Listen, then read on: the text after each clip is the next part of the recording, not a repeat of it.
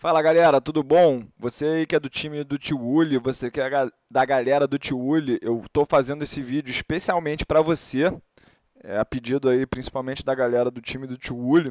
Foi o vídeo aí mais pedido até agora que eu fiz, e a gente vai falar sobre long and short.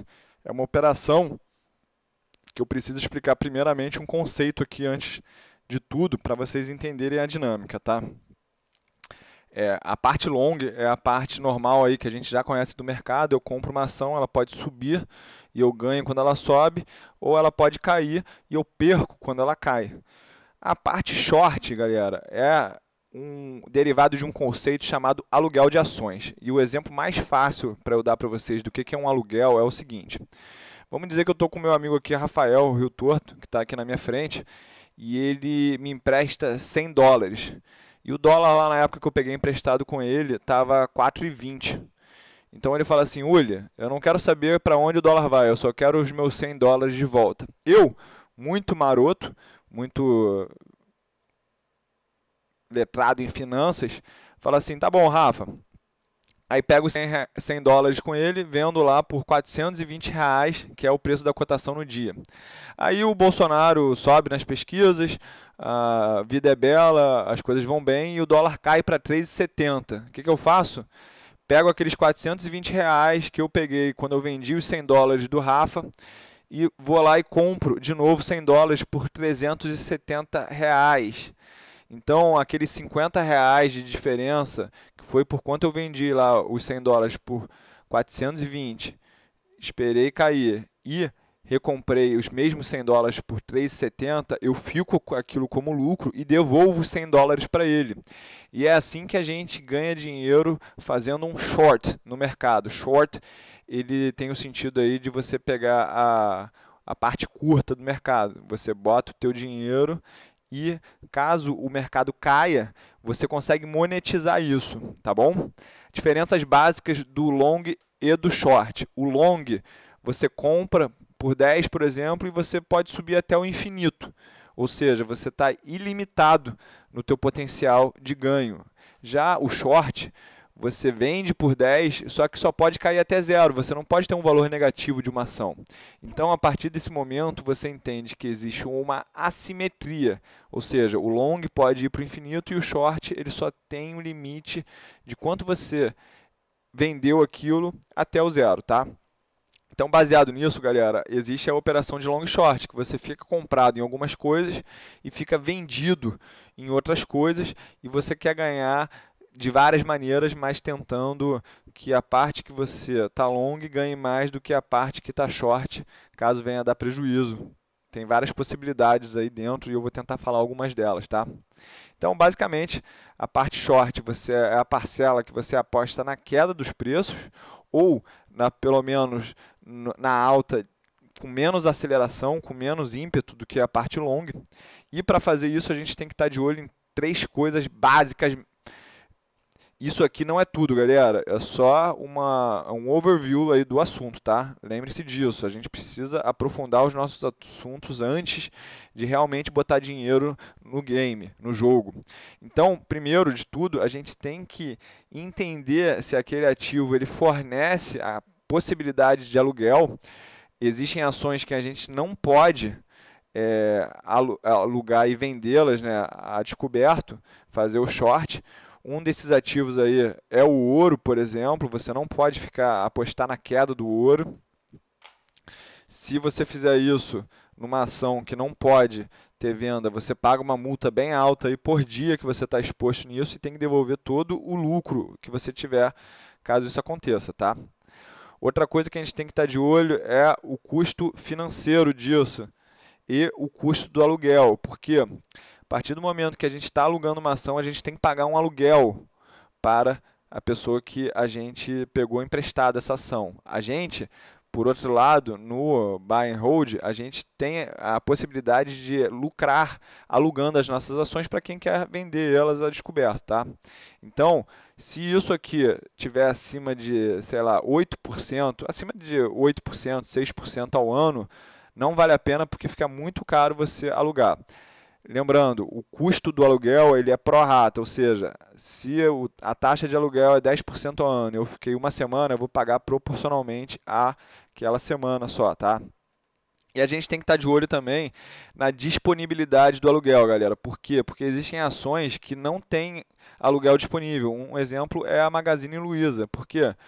O cara lá que tem a maioria das ações da Magazine Luiza, ele não disponibiliza aquilo para aluguel para justamente ninguém vender e trazer o preço dela ainda mais para cima. Esse é uma das maneiras aí que a gente enxerga o mercado na parte long, quando a gente também tem essa vivência da parte short, tá? A gente consegue entender por que alguns ativos sobem aí desesperadamente. Às vezes é porque o maior acionista lá não disponibiliza para aluguel essa ação. Então, galera, falamos aí rapidamente sobre a parte short e agora eu vou falar da parte long. A parte long é a parcela que aposta na alta dos preços.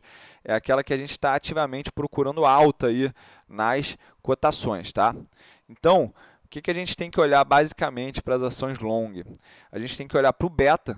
E lembrando, o beta aí, para quem viu o meu último vídeo sobre correlações, ele é a intensidade do movimento, a inclinação da curva em relação ao mercado. Então, por exemplo, se eu tenho uma ação que ela tem um beta de 1,5 e o mercado como um todo, o BOVA11 ou o Ibovespa, ele sobe 10%, eu tenho expectativa, isso não é uma lei, tá? É estatística, gente. Estatística não é 100%, ela é uma probabilidade de acontecer isso. Então, se o beta é 1,5 e o Ibovespa subiu 10%, eu tenho a expectativa de que o ativo vai subir 15%. Eu pego 1,5 vezes a variação lá do ativo Ibovespa, que é a média, tá?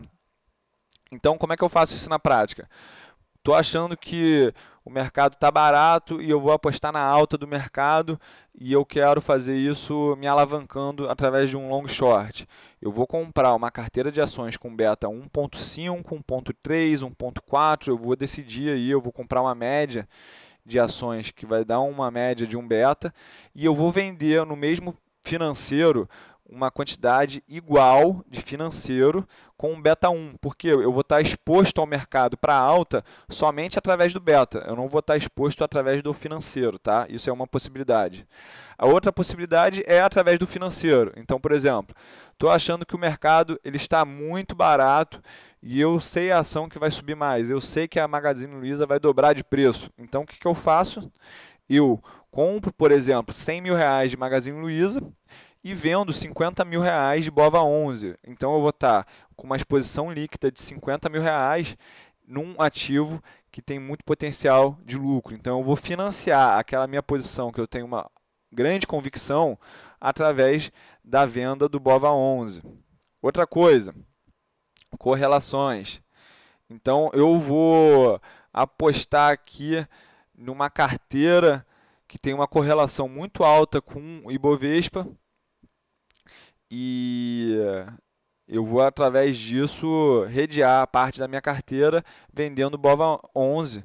E isso aí a gente chama de long bias, uma estratégia de long short, onde você faz uma carteira com uma correlação alta com o Ibovespa e você quer ganhar através do long bias daquilo. Ou seja, se o mercado subir, você está ganhando, porque essa diferença de correlação aí não vai ser relevante e você está se financiando através do BOVA, tá? Isso aí tem um pouco a ver com o financeiro, tem um pouco a ver com o beta. E por último, o desvio padrão aqui, por último, mas não completa todo o arcabouço aí desse assunto, que é o desvio padrão. E o desvio padrão a gente vai falar como, galera? O desvio padrão, imagina que eu tenho uma ação que ela é ON e a PN eu estou vendido e eu estou comprado na ON. Uma subiu 3% num dia e a outra caiu 3%. O que eu vou fazer? Esse desvio padrão aí dessas duas ações está muito fora da média, então eu vou apostar que vai fechar de novo esse spread aí, porque o desvio padrão saiu aí da média, que eu considerava aí o limite, tá? Então essa é mais uma maneira de a gente fazer o long short, galera. E aqui, agora eu vou falar aqui da parte mais ampla desse assunto, que são as maneiras de você captar o spread. O que eu chamo de captar o spread? deixa eu trazer essa informação para cá. Então, ó, por exemplo, eu peguei aqui um long short.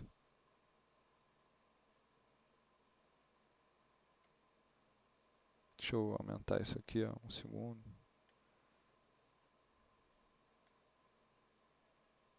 Vou botar isso aqui mais para cima, porque eu já sei que vai ter gente que vai falar que não está dando para ver, tá? Então, primeiro eu vou desindexar.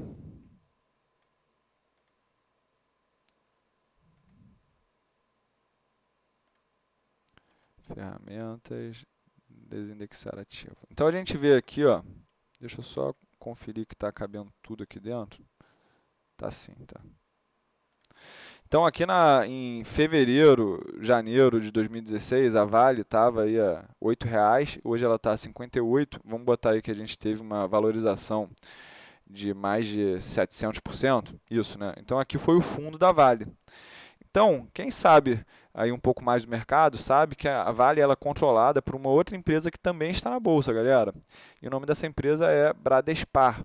Então a gente vai botar aqui a Bradespar sendo a indexação desse ativo, e a gente vai ver que nesse mesmo período, para cada R$ 3,7 de Vale 3, a gente tinha R$ 1 de Bradespar, ou seja, o valor da cotação da Vale 3 era 3,7 vezes maior do que a cotação da Bradespar.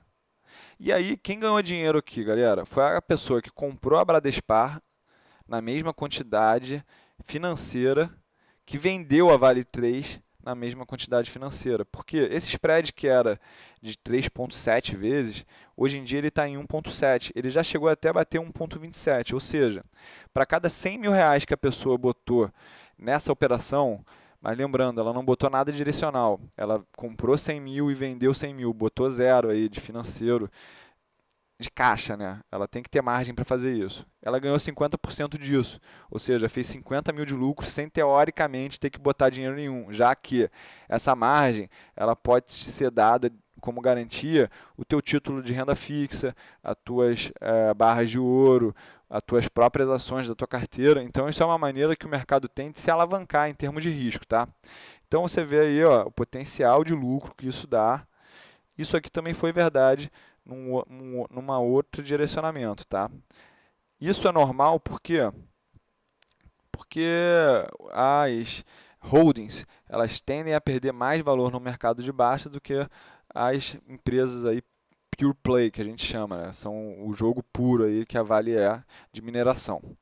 Então, eu vou falar aqui captação de spread. Como é que a gente capta o spread? É justamente isso. O spread entre Vale e Bradespar está 1,7 vezes hoje. Como é que a gente vê isso na prática?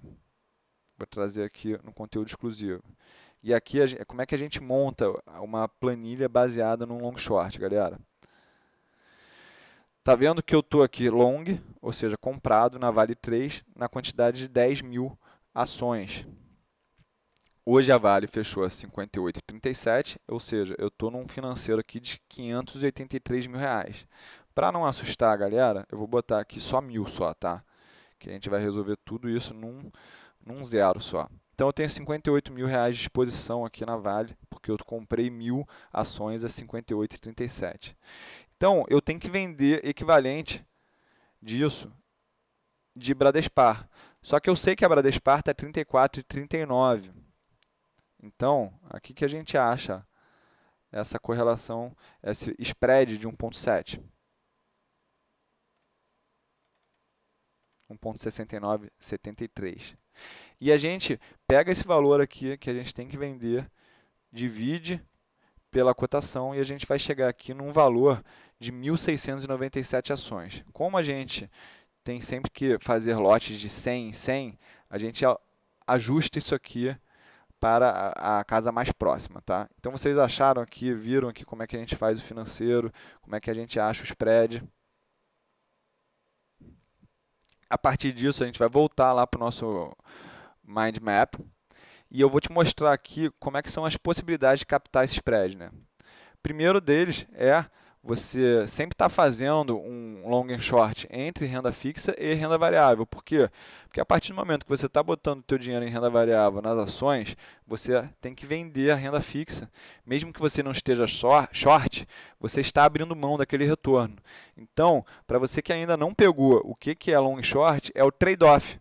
É o trade-off das coisas. Quando você pega que você tem que abrir mão de uma coisa para ter outra, é a mesma coisa que o long short está querendo capturar.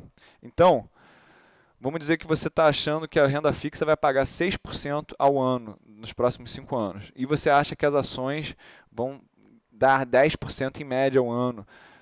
O que você faz? Você compra as ações e paga aquilo através de taxa de juros. Como é que é o nome dessa operação? É uma operação a termo.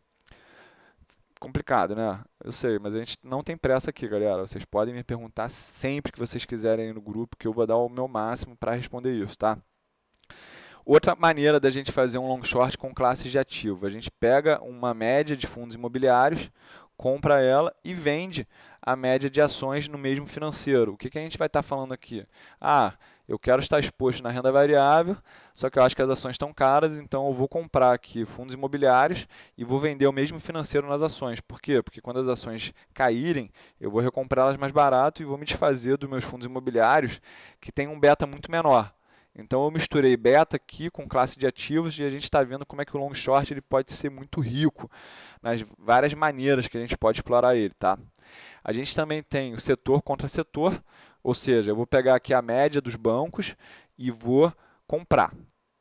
E vou pegar a média das empresas de mineração e vou vender. Exemplo, vou comprar 33 mil reais de Itaú, 33 mil de Bradesco e 33 mil reais de Banco do Brasil. Vou vender as empresas de mineração. Vou vender Vale, vou vender Uzi Minas e vou vender Gerdau, por exemplo. 33 mil em cada uma. O que eu estou no final das contas fazendo? Eu estou comprando a média, uma média de bancos e vendendo uma média de mineração. Isso aí eu estou... Para isso dar lucro, eu acho que você tem que estar apostando numa deterioração do ambiente macroeconômico. Por quê? Porque as empresas de mineração elas são muito mais sensíveis ao crescimento do que os de banco. Os bancos eles tendem a ter uma resiliência maior aí numa queda da economia, assim como ao contrário, né? A gente viu lá que a Vale subiu 700 e poucos por cento e a gente viu que não aconteceu a mesma coisa com o Itaú nem com o Bradesco, tá? Intrasetor, gente, é eu fazer uma aposta de que uma empresa ela vai se beneficiar mais que a outra no mesmo setor. Aqui a gente pode dar o exemplo do Itaú. Vamos dizer que eu acho que o mercado de renda variável e de corretagem de ações vai gerar muito dinheiro, vai gerar muito valor e eu vi que o Itaú comprou a XP, então eu vou comprar o Itaú e vou vender o Bradesco na mesma quantidade financeira porque eu acho que o Itaú está na frente aí do Bradesco, tá? Então esse seria um exemplo de long short intrasetorial. Vamos aqui dar um exemplo. MGLU3 versus, vamos botar aqui, PECAR 4. Ou seja, a Magazine Luiza, que está muito mais forte no digital e é uma empresa menor, ela tende a dar um retorno maior do que a PECAR, que é uma empresa grande e está muito mais no varejo físico. Então, eu fiz essa aposta sem botar nenhum dinheiro, eu vou só trabalhar no spread que uma vai gerar na outra. Outra maneira também de captar um spread através de long short é o ANPN. E aqui o exemplo é o seguinte, Petrobras privatizada, é a minha opinião. Teoricamente, tá, galera? Estou só dando uma opinião. Então, eu acredito que aquelas ações com direito a voto, que são as ON, elas vão subir mais que as ações com direito a dividendos, que são as PN. Então, eu compro a ON, vendo a PN e faço um spread disso e eu aposto na alta desse spread. Outro tipo de exemplo de spread é holding versus subsidiária, que no caso aí eu escrevi errado, eu vou até escrever de novo, para não gerar confusão, né? Então a holding é a Itaúsa 4 e a subsidiária é o YouTube 4. Então, eu acredito aí que tem um desconto na holding, e a subsidiária está muito cara, está muito esticada, o mercado está muito alto, então eu acredito que vai gerar aí um ajuste nisso. Então eu compro a Itaúsa 4 e vendo o Itube 4 e apostar que o spread disso vai crescer e vai trabalhar ao meu favor, tá? Então, galera, isso aqui foi uma das maneiras da gente fazer isso. É claro que não são todas, existem muito mais. E aqui eu vou deixar por último como eu faço na prática, tá? Eu tenho um modelo quantitativo de compra e venda de ações e aquilo manda eu comprar por um algoritmo matemático e manda vender por um algoritmo matemático. Essas coisas não têm nada a ver uma coisa com a outra, tá?